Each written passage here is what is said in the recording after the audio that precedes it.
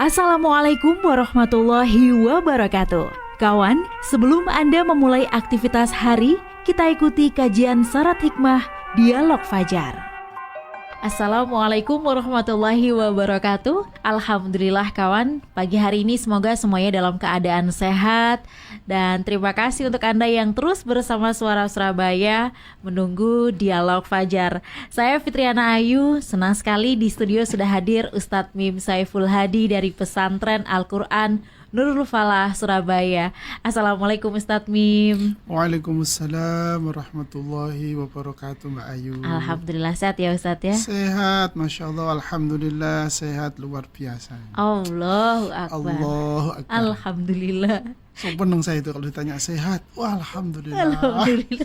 Alhamdulillah, ini juga satu di antara jawaban orang-orang yang sabar kayaknya Ustadz Mim ini ya. Oh gitu ya.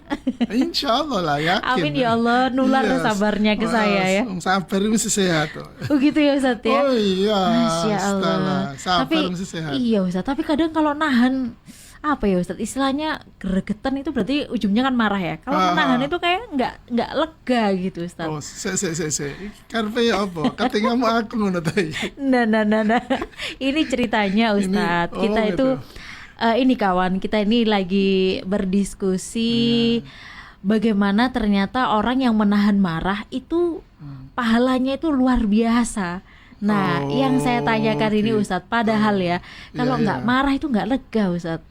Khawatir saya ini sudah lama nggak kesini terus dimarahin Mbak Ayu ini. Kepengen marah minta izin dulu. Masya Allah, oh gitu ya.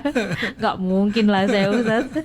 Makanya minta izin dulu. Iya Ustadz, bagaimana sih Ustadz Mim pahalanya menahan marah? Monggo selengkapnya bersama Ustadz Mim Saiful Hadi. Baik, terima kasih Mbak Ayu, terima kasih kawan-kawan semua. Alhamdulillah, wassalatu wassalamu ala rasulillah Muhammad la nabiyya ba'dah. Asyhadu an la ilaha illallah, asyhadu anna Muhammad Rasulullah. Kawan-kawan sekalian dirahmati Allah, ya pagi hari ini kita akan mengajak ya saya mengajak kawan-kawan semuanya untuk menahan marah. Masya Allah, menahan marah. Gitu. Ya. Karena kan kita lihat ini kalau orang sudah melepaskan amarah itu kan sudah nggak ada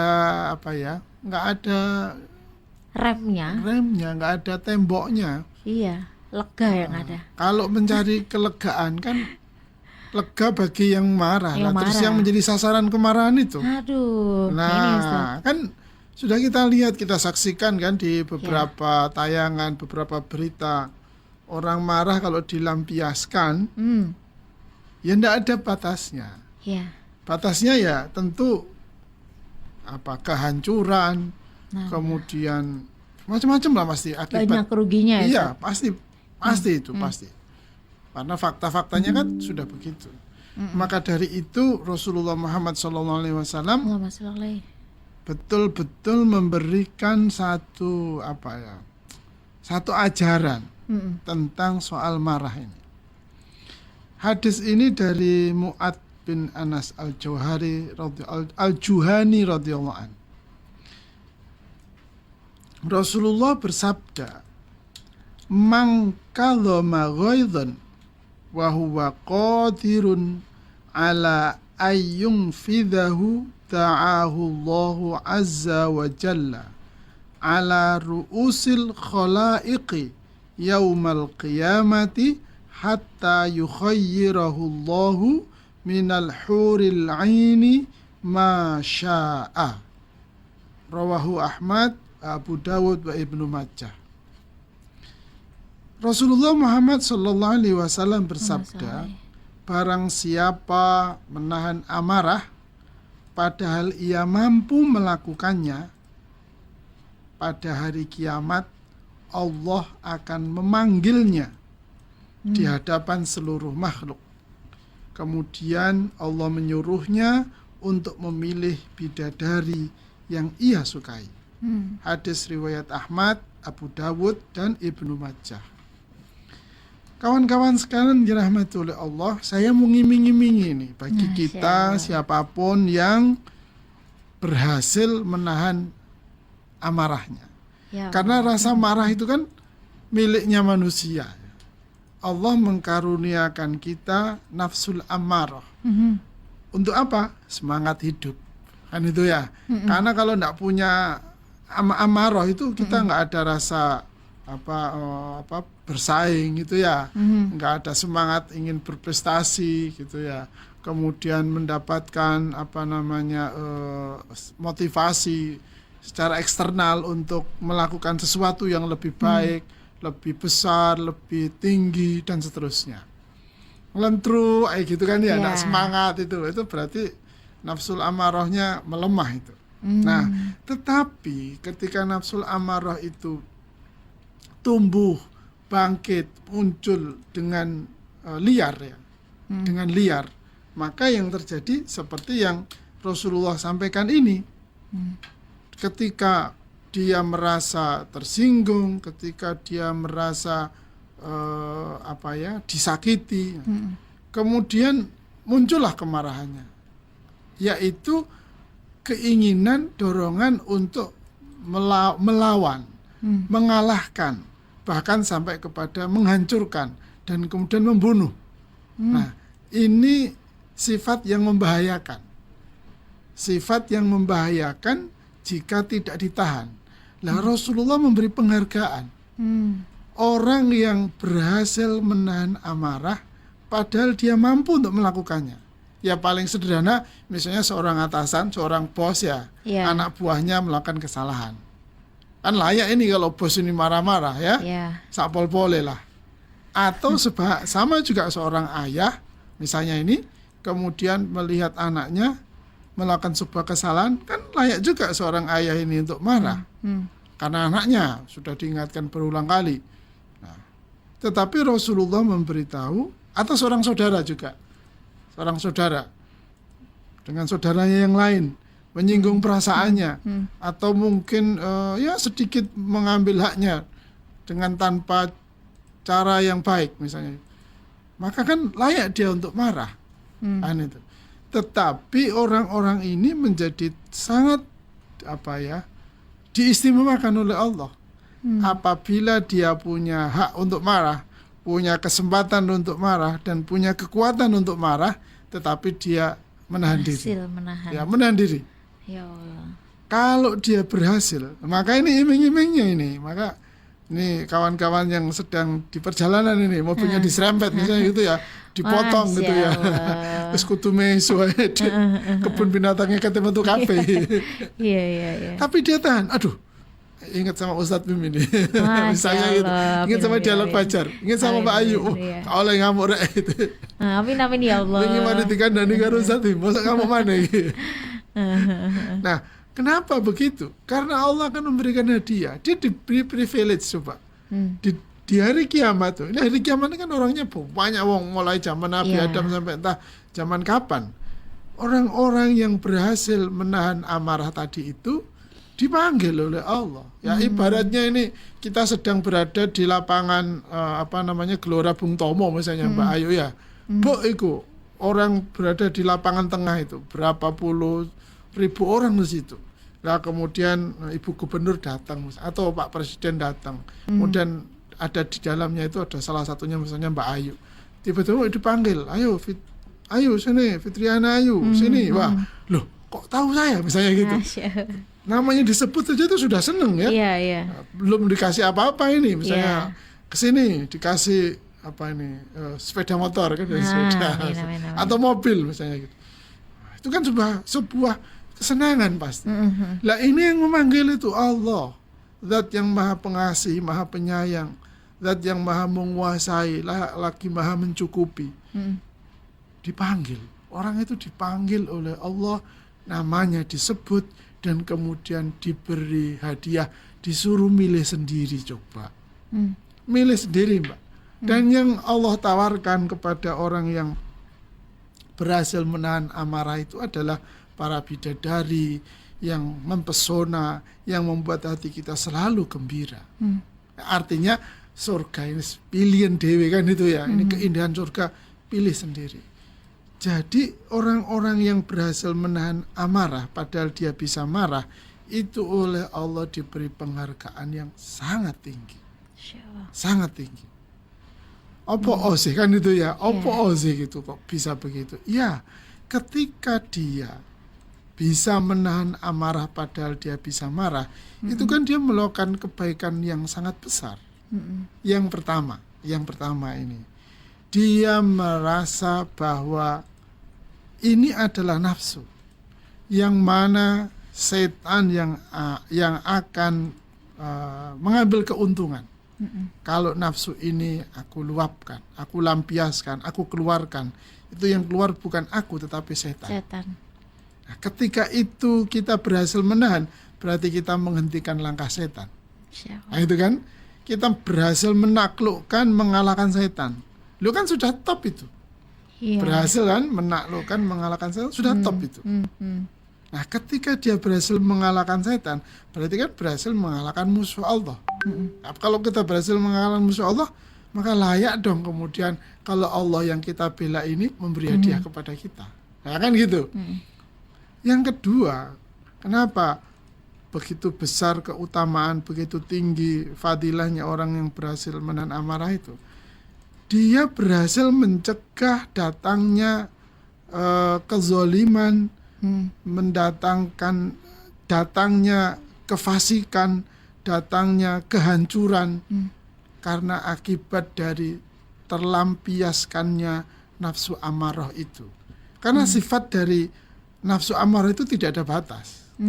Tidak ada, kalau bilang puas, apa batasnya puas itu? Kan tidak bisa didefinisikan secara jelas. Pokoknya lego itu apa? Ya lego gaya awakmu, lah sing mbok antem iki terus ya apa? Iya. Kan gitu. Nggak tahu apa-apa jadi. Nah, Iya. oleh banget misalnya gitu ya. Iya. Akhirnya kan semua orang sak ruangan dimarahi semua, padahal yang melakukan kesalahan satu orang. Iya. Akhirnya kan jadi rasa-rasan juga tuh itu. Iya. Wes anjene wong mandem wis lawan. Iya. Kan menjadi rusak semua itu. Sehingga apa istilahnya tadi itu, kezolimannya, kerusakannya bisa tercegah, tidak terjadi.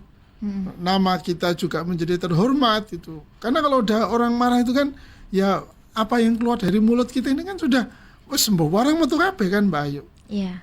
Sehingga lupa siapa diri kita, apakah kita ini orang terhormat, orang berpendidikan, dan sebagainya. Bahkan orang beragama pun kita lupa.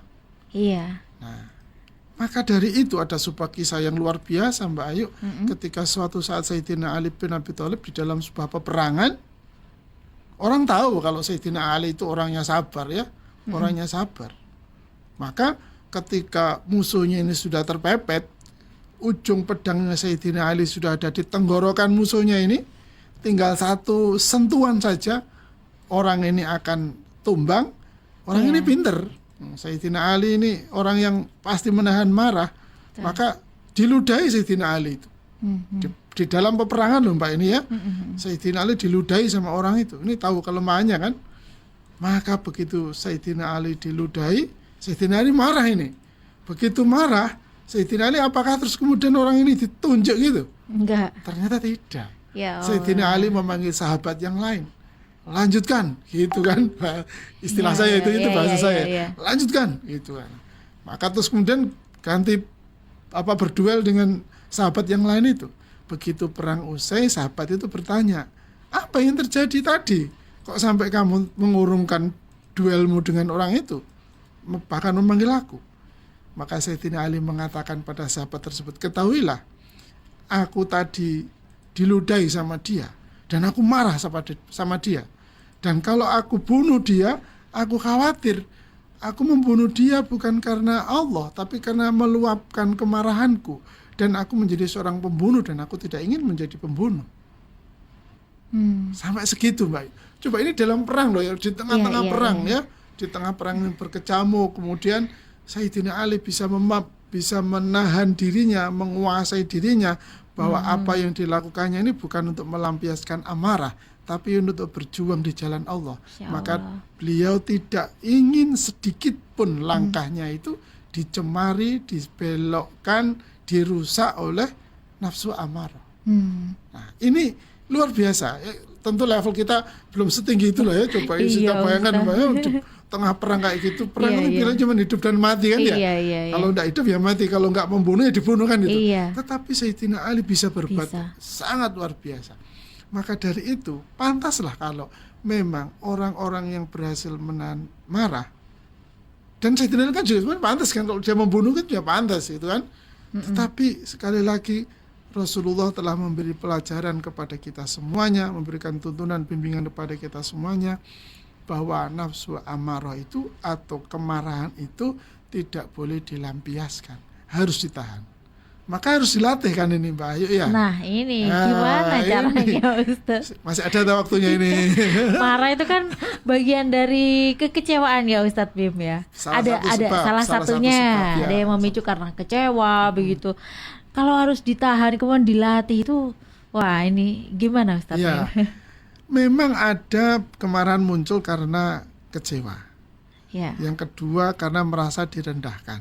ya, Yang ketiga bisa jadi karena kesombongannya, hmm, ketinggi hatiannya. ya, Yang paling parah itu karena kerasnya hati.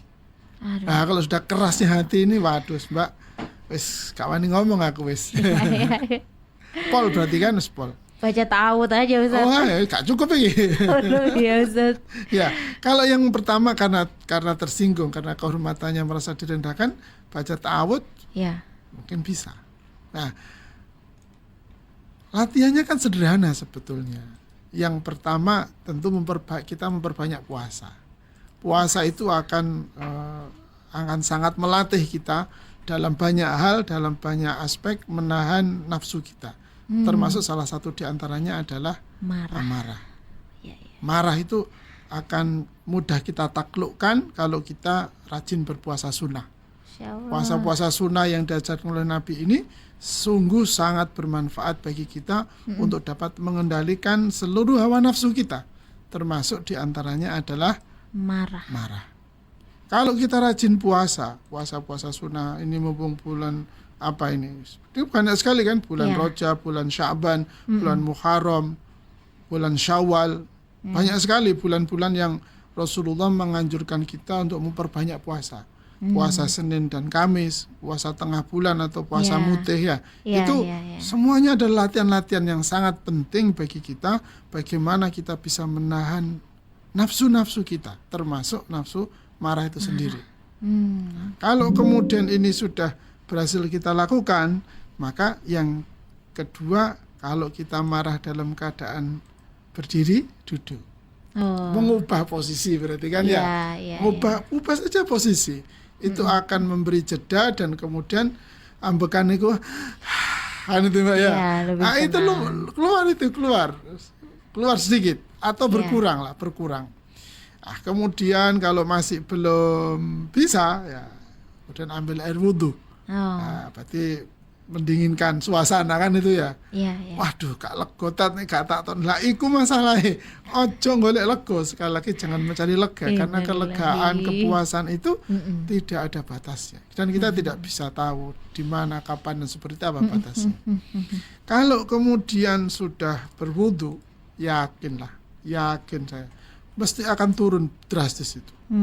Sehingga kalaupun kita ingin meneruskan penyelesaian terhadap masalah yang kita hadapi tadi itu, tentu akan muncul dengan penuh keyakinan kita ya, tentu akan muncul pikiran-pikiran baru atau kemudian insting-insting yang tidak pernah kita duga muncul demi untuk mengarah terhadap penyelesaian masalah yang sedang kita hadapi. Lebih dari legowo lagi ya Ustadz Lebih ya? dari lego kalau begitu Masya kan. Allah, iya, iya. Karena secara psikologis kita sehat, secara Iya. sosial kita sehat, dan yang lebih hebat lagi secara spiritual kita juga kan menjadi beruntung kan. Iya. Kenapa? Janjinya Rasulullah kan jelas. Allah memberi janji barang siapa yang berhasil menahan marah padahal dia mampu ya marah, wis pilih nih surga sing kaya apa sing mbok jaluk kan itu. Ini adalah sebuah pahala yang besar yang dijanjikan oleh Allah dan Rasulnya untuk kita. Maka kawan-kawan semuanya yang sedang melintas, sedang melaju, atau mungkin yang di rumah mau berangkat kepinginnya ini, ternyata yang diperoleh ini, kan itu ya Mbak Ayu ya. Nggak sesuai. Nggak sesuai dengan apa yang kita harapkan. Kepingin jalan itu ya lancar-lancar saja, ternyata ada yang memotong dan kemudian memicu emosi kita, maka tahanlah dengan membaca ta'awud ya, mengubah posisi, dan kemudian kalau di jalan berwudu kan tidak mungkin, maka dari itu saya ingatkan sebelum berangkat berwudu dulu kan. Berwudu dulu sebelum berangkat, mari kita berwudu.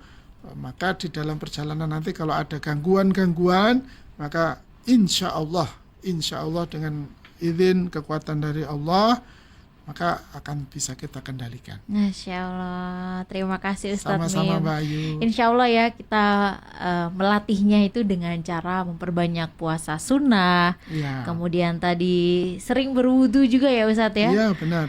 Ketika sudah mau emosi duduk, masih emosi lagi wudu. Iya. Insya Allah pahalanya menahan marah.